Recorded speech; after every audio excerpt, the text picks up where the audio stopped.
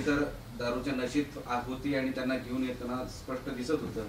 Clean chit दिली गेली, report okay केले, त्यामुळे आता व्यवस्थेवर प्रश्नचिन्ह उपस्थित केलं जात आहे. तुमचं काय म्हणणं? म्हणणंच नाही. तरी पण या सगळ्या प्रोसेसला सरकारी यंत्रणा दादा, तुम्हाला एक गोष्ट तर माहिती म्हणून तुम्हाला भूमिका असेल ना. नाही म्हणलो ना मी तुम्हाला, मी कसं आहे, मी सरळ आहे. आणि तुम्ही आज एका दिवसात नाही बघत मला, 1-1.5 वर्षापासून बघता. मी सरळ आहे. मी ज्याला मानतो ना विरोधक, त्याचा तुकडाच पाडतो. सोडतच नाही. ज्याला मानत नाही तिथं मी बोलतच नाही, गरजच नाही. त्याचा अर्थ असा नाही घ्यायचा की घाबरतेतन भेतेतन, त्या भानगडीत नाही पडायचं. ती क्लीन चिट दिली का फुकट चिट दिली का कोणची सूट दिली, मला काही देणं घेणं नाही त्याचं. ते वैयक्तिक जीवनात मी सांगितलं, मी कोणाच्या वैयक्तिक आयुष्यात जीवनात कधीच पडत नाही. वैयक्तिक आयुष्यात कधीच पडत नाही. ते संस्कारच आमच्या मराठ्यांवरती नाही आहेत. दुसरा एक विषय असा, कारण मी काय ते वा रे याला म्हणतात आंदोलन अशातला मी नाही आहे.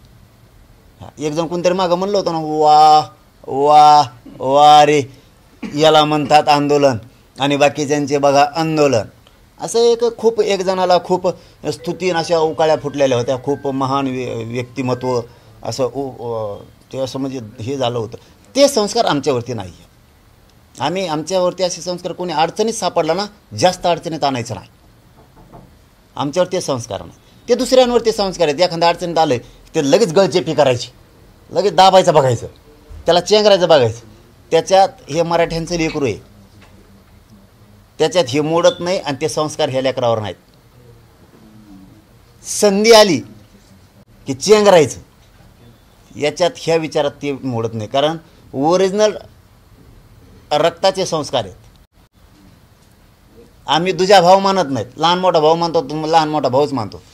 चिल्लर आरक्षणासाठी मनाचे इतके तुकडे तुकडे आम्ही कधीच होऊ देणार नाहीत. मनाचे परिवर्तनाचे तुकडे तुकडे होऊन देणारे संस्कार आमच्यावर नाही आहेत. वारे वारे असं ते लेख केलं म्हणून सांगतो की दुसऱ्या दिवशी ते तसंच दाखवणार का तुम्ही तिथं वारे वारे एवढी गर्दी वगैरे असं दाखवण्याचं? का रे बाबा नको. माझा तरुण तिथं इतक्या संख्येनं जमणार आहे, माता मावल्या जमणार आहेत, माझे शेतकरी बांधव जमणार आहे आणि डोळे फाकतील या पद्धतीनं विराट रूपानं जनसमुदाय जमणार आहे. मी का बोलू नाही? मी का माझ्या समाजाचा आशीर्वाद घेऊ नये? मी माझं मन, माझ्या समाजाच्या मागण्या, माझ्या समाजाचं दुःख विजय प्राप्त करण्यासाठी, सुख समृद्धी येण्यासाठी तिथं का पवित्र ठिकाणी मांडू नये? आणि वर्षातून आम्ही कधी नाही ते एकत्र राहिलो.